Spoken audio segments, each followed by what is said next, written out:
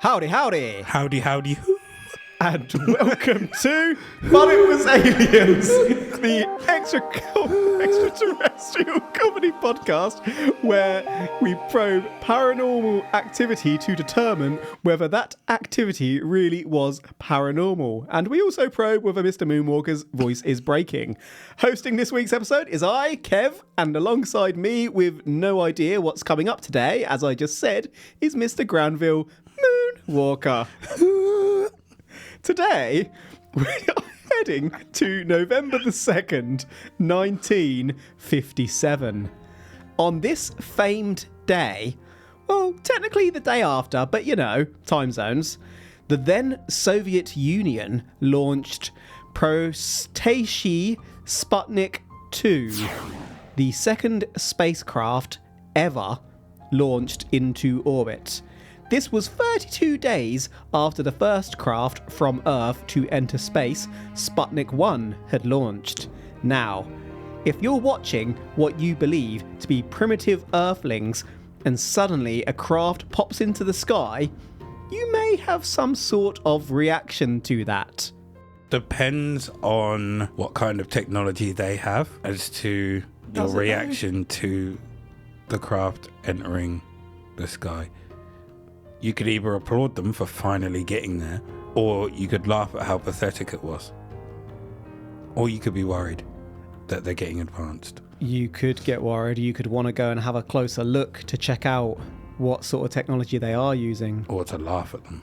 Or get closer to point and laugh. Sputnik 2 was the very first spacecraft to carry within it a living animal that would orbit the Earth. Laika was the world's first space dog. Sadly, the aircon was on the blink and Laika passed away on the fourth orbit of the Earth due to overheating. The Soviets actually lied about this for decades, claiming that Laika had survived for a week in space. Before Laika, fruit flies had been sent into space in 1947. In 1949, Albert II became the first monkey in space, but he passed away upon re-entry when the capsule parachute failed. Lots of monkeys, mice, and dogs were sent to space, it turns out. Poor buggers. Anyway, the launch zone was 11 hours ahead of the US time zone. Within hours of Sputnik's launch, things started to happen. Predominantly, this was focused above West Texas. In Levelland, the sheriff's office was having a standard night when, as it often did, the phone rang. Police officer A.J. Fowler, who was on the night shift, picked up. The call was from a gentleman, Pedro Sorquido, a farm worker who, it is fair to say, was absolutely and entirely shitting his pants.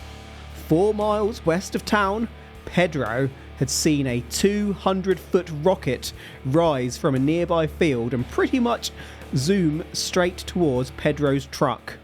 Damn! Imagine that, you're sitting in your truck and it basically looks like a missile has just gone towards you.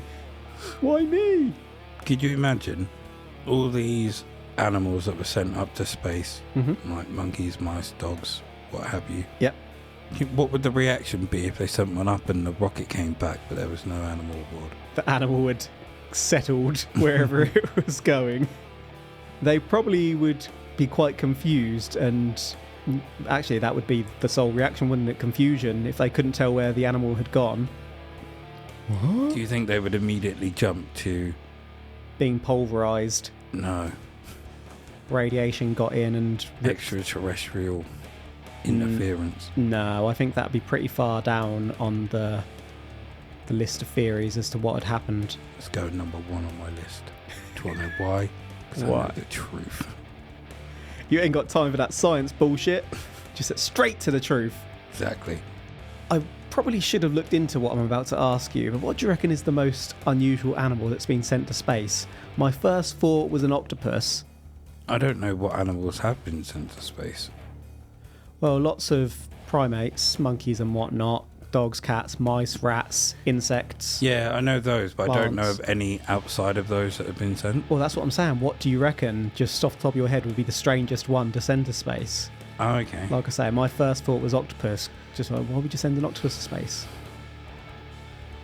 Maybe it sprouted legs and started walking. A bear. Getting a bear in a spaceship would be interesting. It's not like if the craft came back and the bear was alive, it's going to be able to tell you his experiences either, is it? Or neither is any of the others. Well, that's what I'm saying. That's why it'd be unusual. Like, at least with a dog or a cat, you can potentially... No, you couldn't. Study them, and they're not going to rip your head off. Like, study a bear. You're going to have to kill the bear, No, you're probably, or paralyse it. How are you going to study a bear?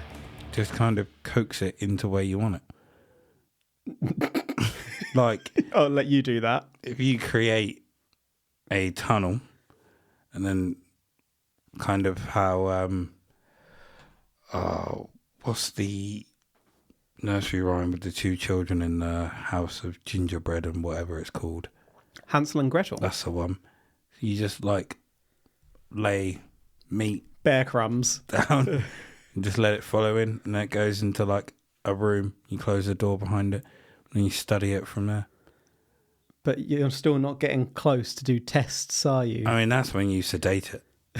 Well, that's what I was saying. Yeah, but you got to get it there first.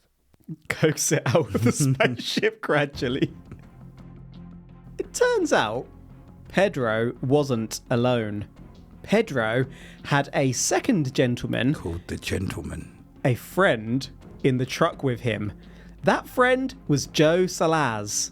The two chaps were absolutely terrified of the impending collision, and to save their lives, Pedro launched out of the truck's cab and into a ditch to take cover, leaving Joe behind. Someone had to live to tell the tale. I was about to say, I love how you said to save their lives, and I was like, he's just jumped out on his own. Fuck your life. The rocket, aka UFO, passed directly overhead, accompanied by a huge blast as it did. The blast sounded like thunder and rocked the ground and truck, knocking out the engine that had still been running. The truck's lights cut out too, but weirdly, once the UFO had passed, both the engine and the lights came back on. Both were okay after the passing, though I have no information on how Joe handled being deserted. Do we know what this rocket looked like?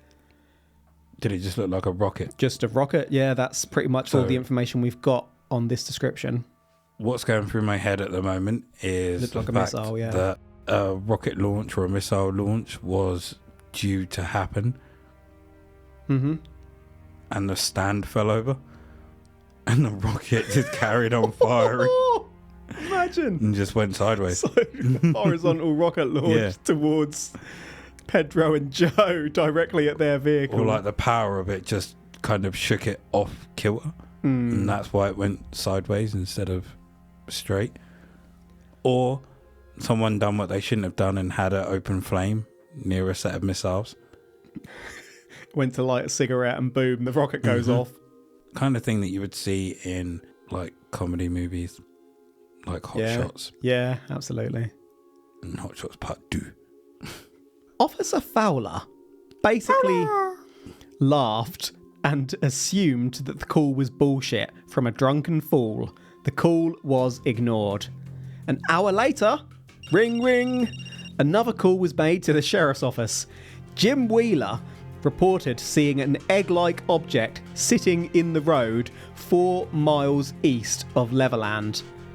The egg had a blue glow and was blocking the road. "You shall not pass!" Joe got out of his vehicle as it shut down, but as Joe moved towards the egg, it suddenly took off. As the egg took off, the car turned back on. Then, ring, ring, another call.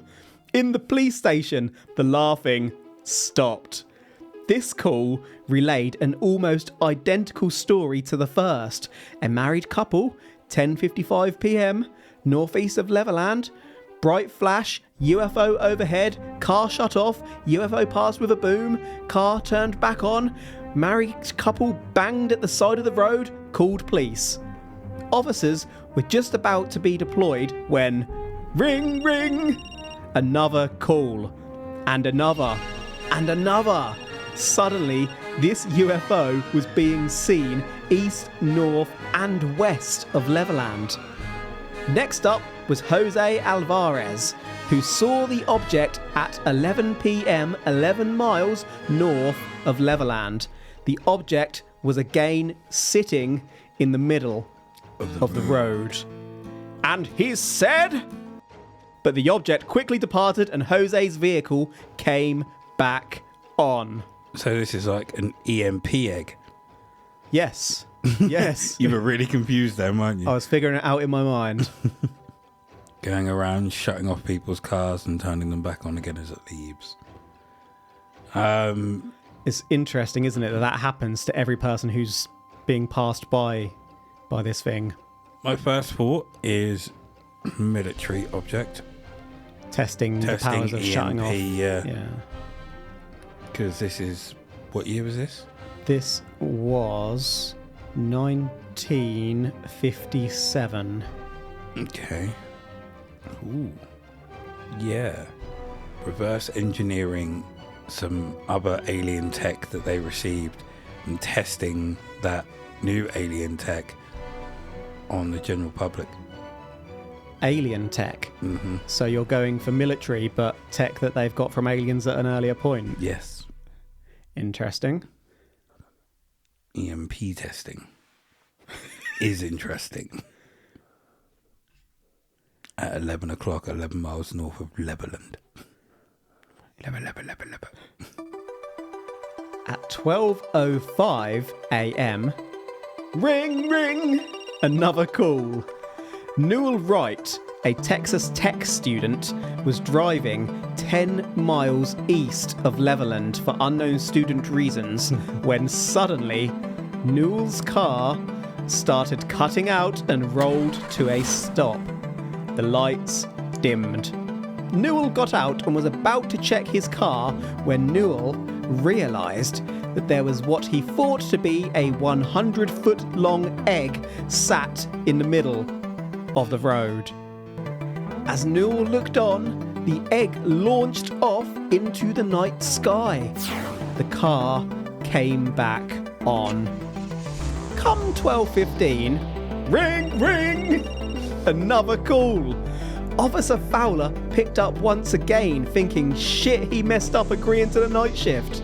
This time, it was a farmer, Frank Williams, who had also seen an egg-shaped object with a blue glow. Each time the glow got stronger, Frank's engine cut out. Ring, ring! Other callers included Ronald Martin at 12:45 a.m. and James D. Long at 1:15 a.m., all seeing this peculiar UFO sitting in the road before shooting off. When truck driver Long saw it, he actually fainted. Several officers had been deployed by this point to investigate the sightings. What's everyone doing up at this time? Seeing the sightings. Where are they all going? What are they driving around for? They're up to shenanigans. I think the student might have been up to shenanigans. I mean, they're all up to shenanigans. If you drive around where we live at 12:15, you do encounter other cars. It's not like it's completely dead. Yeah, but it's not the 1950s. Yeah, greasers were around in the 50s. Everyone loved, and plus there was less places to go. People's kind of work-life balance was different. I will just also add completely off topic before I forget that D. Long, phenomenal name. Killed your trail of thought there, haven't I? Shenanigans is what you were. Yeah, everyone's up to shenanigans. Why are they all out that late? Well, maybe they're all trying to get home. From where? What are they doing? Shenanigans. Work? Shenanigans. Yeah, you've completely killed my train of thought with that. Up to shenanigans. I did have a question, but it's gone. Well, let's see if it jogs your memory. I know what I was going to say. As I say this sentence. Have you ever had your car cut out whilst driving it? No. Never. The very first car I ever owned wouldn't start because it had... This took years to work to find out, but it turned out the CD player had been wired incorrectly to the engine/ignition. And so you used to have to wait in the car from anything between 5 seconds to 20 minutes for a little buzzing sound to come from the CD player. Once that sound came, it would turn on, but before then it would just go Oh. and it wouldn't, because it is such a random issue. It didn't I took it to several garages and it didn't show up in any diagnostic checks or anything. Yeah, because they wouldn't be looking there. Yeah, completely bonkers. Previous owner, I guess, did some shitty self-installation, but that's the only car problem I've ever really had. So I had my second car cut out on me as I put my foot on the accelerator and Inconvenient. went into the back of another car. Ooh, That was my A3. damn. And then I ended up with the Micra. And then, while my A3 was getting fixed. Then the second time it happened was in my Cooper S, New Year's Day, driving back at night. And then I got A blue hue and an egg in front of you.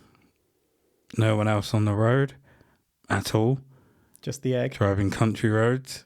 Came out of a junction. My car went, warning, oil pressure. And then it just cut out.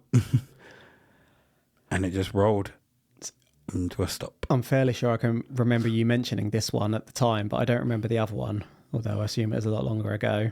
Whenever I had the A3. Stuff like this does tend to happen to you a lot more than it does to me. I think this is further evidence that if either of me and you have been visited by alien/probed, it's definitely you. Probably. My life is mundane in comparison. I think every car I've had has had an issue.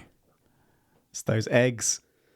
The Mark III Golf, oil problem, sat at the garage getting fixed over winter, had the tree, all the crap from the tree above it drop on top of it and seep in and mould the fuck out the car. Crikey. Then the A3 with that issue. Then the TT, the aircon compressor sheared off whilst I was driving it. It was rattling around in the engine bay. Then the Cooper S was the oil fault. And then the Type R, I had the drive shaft shear. So, in summary, aliens. Every single one of those cars was a fantastic car until it went wrong. And then got fixed and then fantastic car again. That was a fantastic aeroplane until it blew up and killed everyone. Moving on. Ring, ring! I like cars. Another call. 1:30 a.m. This time, it was the damn sheriff. Sheriff Ware Clem and a deputy called Pat McCulloch were out investigating along Route 116, and it turns out they saw the UFO themselves too. That's right, the sheriff who was sent out to investigate and deal with the UFO on finding the UFO called it in. The police officers had seen what they described as a giant egg craft looking like a red sunset across the sky, lighting up the whole pavement for a couple of seconds. Before you jump on this light being red rather than blue, remember, the Doppler effect means that light waves moving towards us are of shorter wavelengths and therefore experience blue shift, and light waves moving away from us are of larger wavelengths experiencing red shift. Therefore, in essence, we probably don't know what colour the UFO emitted, just whether it was coming towards or moving away from the observer at high speed. Science! Is that, Clem. I was about to say, is that why sometimes when cars are coming towards you, you see that little blue tint? Potentially. Or is that part of the light itself? Possibly both. Sheriff Ware Clem. What name? Yeah, and what a sheriff. Called out to solve the problem, gets there, sees an alien, calls it in. Was it called in just to clarify that it was real, or was it called in because he had no effing clue what to do I think and wanted backup? the latter. Or backup or instruction, or both? I'm going to go for backup. / can the police help, please?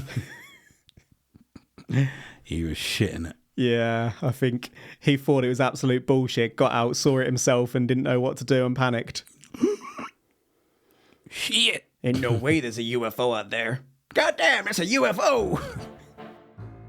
A second patrol vehicle, manned by officers Lee Hargrove and Floyd Levin, was also out investigating. They, too, encountered the craft, and being respectable, no, honourable and trustworthy officers, what did they do? That's right, they called in the sighting. Next up on the ringer phone to Officer Fowler at 1:45 a.m. was Ray Jones. Ray Jones! Levelland's fire marshal. Ray too saw the craft in the sky.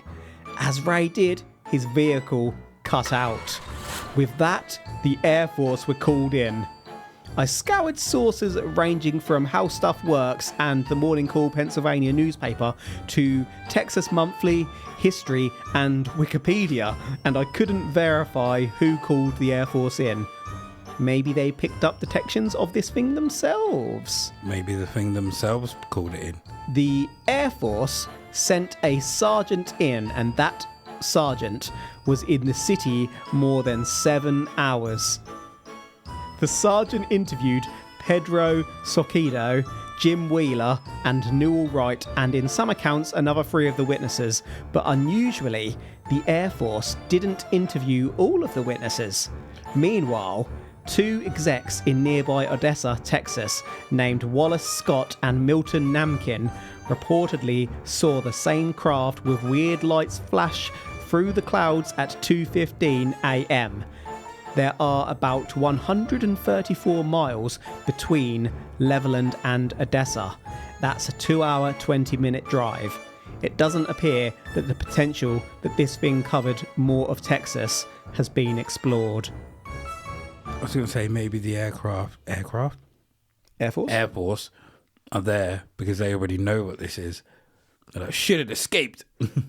Oh, shit. People are seeing it now. Damn. Or maybe they released it purposefully to test it, and they wanted to see what people's reaction were and to make sure there wasn't any suspicion on the military. Mm-hmm. So they were out there reinforcing it as they question people. Sir, tell us about that UFO you saw, Guy.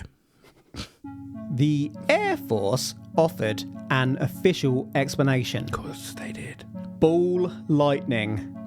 Ball lightning is a rare occurrence in Moonwalker's pants. No. Rare to the point that some researchers continue to question its very existence. Though a 2014 study of 2012 standard lightning involving video cameras did appear to inadvertently prove an occurrence of ball lightning. Do you have that video? Not on me, but it's easy to find on Google. I did watch it. Suffice to say, ball lightning remains unexplained. Mr Moonwalker just looked at his balls rather shocked.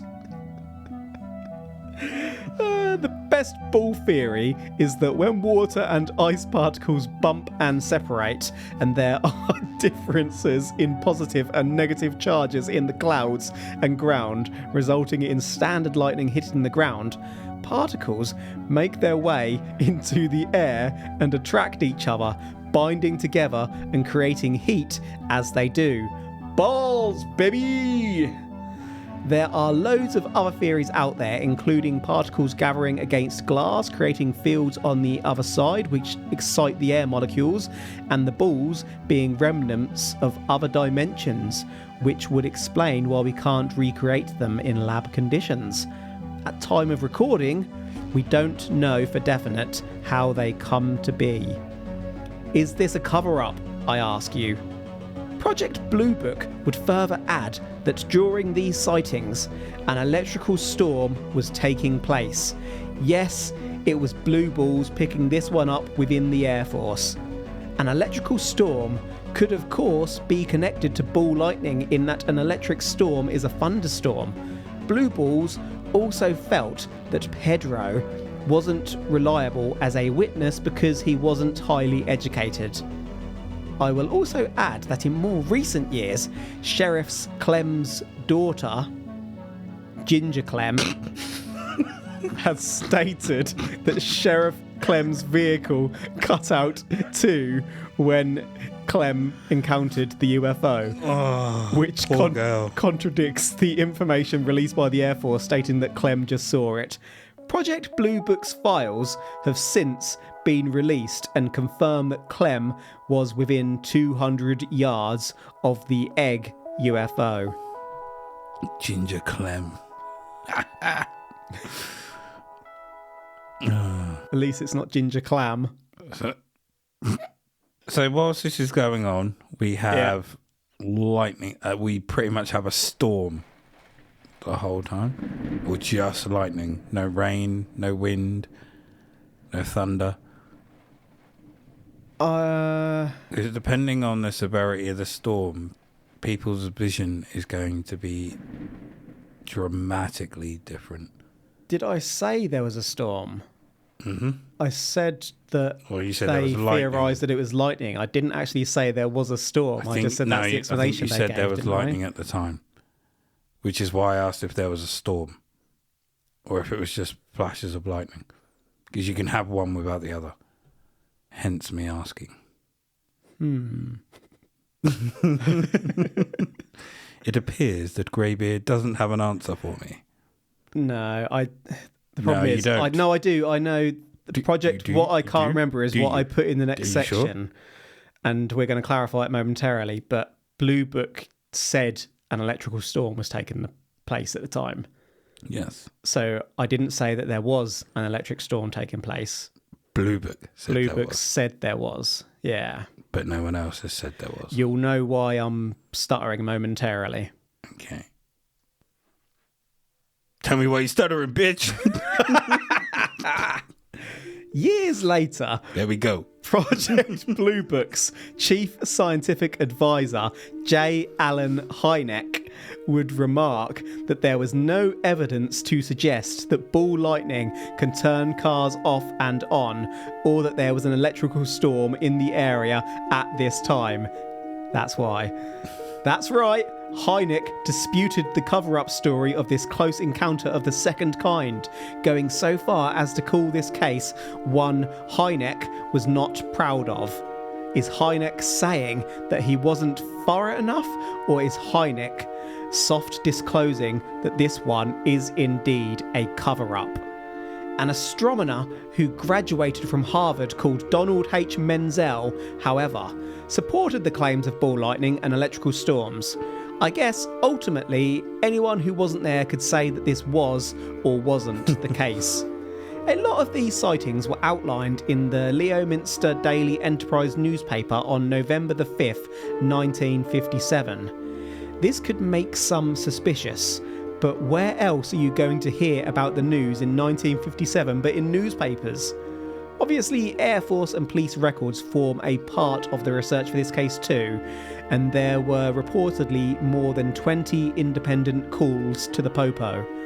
The police themselves claimed that there were no planes in trouble for the area, so we don't really have any logical explanations. This case is one of the most credible UFO sightings in history due to the massive number of independent witnesses, all with similar experiences. It's not 300 witnesses though, is it? Well, it's credible named witnesses. Name me those 300 witnesses. Bill third, Billy Bob Bilson, Jim, Bile, Ginger, Ginger Clam, Ginger Clam, Ginger Snaps. 10 minutes later, Steve Wilco, Billy Bob Thornton,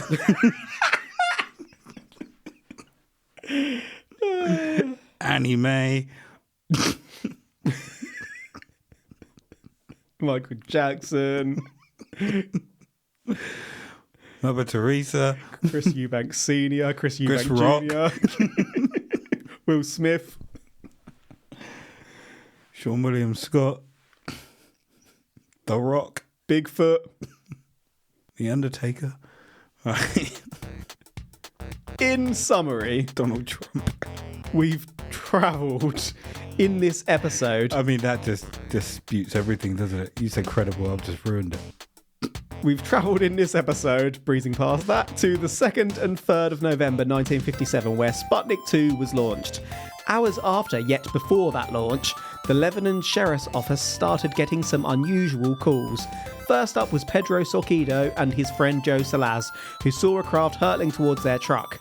Pedro dived out to save himself whilst Joe was left behind. Fortunately for the chaps, the craft just passed overhead, but as it did, accompanied by a blast sounding like thunder, the car lights and engine cut out. They came back on once the craft had passed.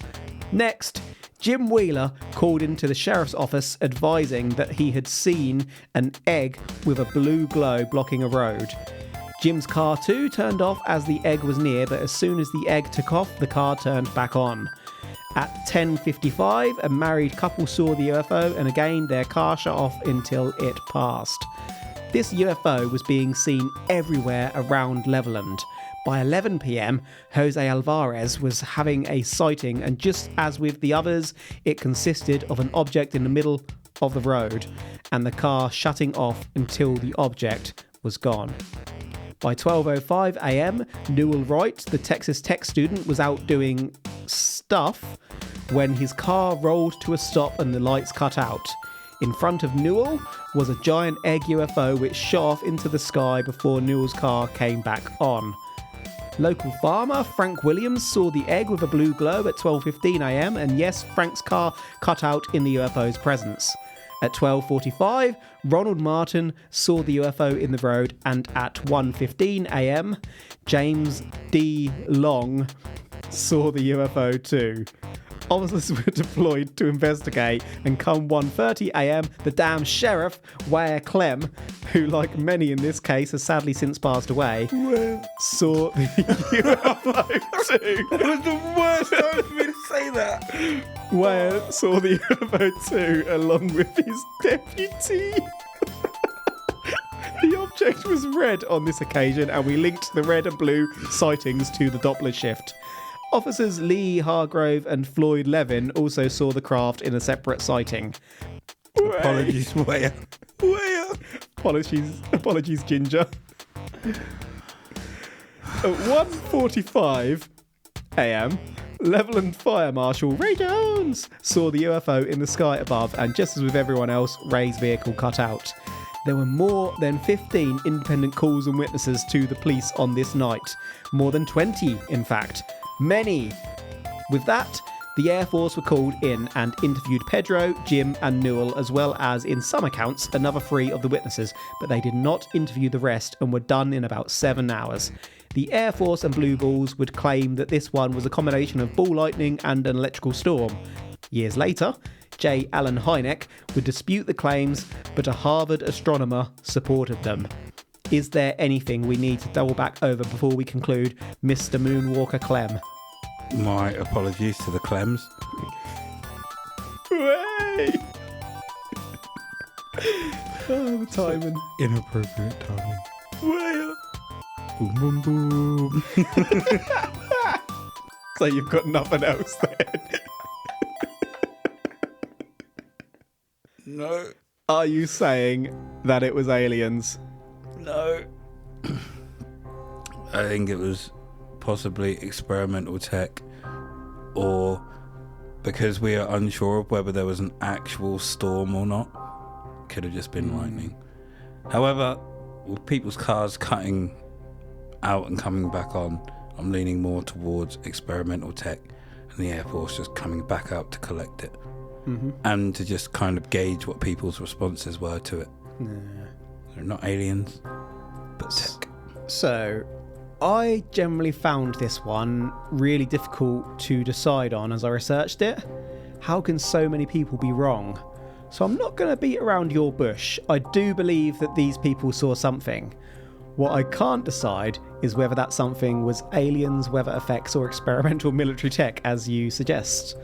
The fact that the Air Force took this one seriously makes me a bit suspicious, though. My gut leans slightly more towards military than aliens because there was no butt stuff, but then if there was butt stuff, I'd probably be suspicious. I find the weather stuff strangely hard to believe, though. That many balls in one night doesn't feel right. Allegedly, truthfully. Remember, those balls are really, really, really rare, yet we're saying they were seen by 15, 20 different people in different places. Oh, that's true. Yeah. But when I wrote this one, my feeling was that I'm not saying that it was aliens, but have I changed my mind as we've covered it out loud? No, I haven't. I'm not saying that it was aliens. I actually agree with yourself, Mr Moonwalker. I lean towards it being military tech just because of the Air Force's involvement and turning up and whatnot, and the fact they didn't interview everyone. Also, we don't know who called them. Yeah, that too. I think if this was aliens, they probably would have wanted to get every single bit of evidence there was and speak to every single person involved. Mm-hmm. But like I say, I do think the people saw something, and I find it hard to believe that if ball lightning is so very rare, so much of it was about on one night. Just one little fact for you as we end today's probe. One of Hynek's 5 children, Joel, was a visual effects artist and was actually responsible for the camouflage effect in the movie Predator. Any final thoughts from yourself, Mr. Moonwalker? He is now upgraded to legend status. And that is a wrap for today, folks. Thank you for listening to But It Was Aliens! If you don't just want to listen, but you also want to wear us, to feel us on your skin, you can buy our official secret available to all merchandise over at butitwasaliens.co.uk. This will allegedly, truthfully, keep you safe when the aliens come. Think about that line. If you have suggestions for future merch you'd like to see, you can get these to us on the Twitter at butitwasaliens, or you can... On the Twitter. Or you can pop... post in our publicly private Facebook group called Extraterrestrial Towers, which you can find connected to the But It Was Aliens Facebook page. If you're interested in listening to more, that is something More? that you can do More? too. And better yet, it supports us to make more episodes. More? Crazy. If you head on over to patreon.com/butitwasaliens, in exchange for the cost of a fairly large coffee, or actually in exchange for the cost of a very medium coffee since we changed the pricing of the tiers, you can gain access to our side probes. Side probes. Paranormal cases too adult, extreme, or downright steamy for the main podcast that we need to hide from the world, but also share with those that can handle it. We have quite a few hours of content on Patreon at this point, and it hasn't yet gotten any less weird. Thank you to everyone who supported the show so far, and we hope we've taught you a lot. If you teach people nonsense, does it count as teaching them? Yes. Excellent. Pardon? They still learn. Whether they learn to not be like us, they still learn. They're learning potentially infactual stuff. Is that learning? We're stupiding the world. That is it for this episode. So until next time, do Transformers have car insurance? The truth is up there. #probe. I'm going to say no. I'm actually going to answer this because insurance works differently over here to in America. In America, you insure the person. Here, you insure the car. But they drive all over the world. Then they better have insurance. #probe.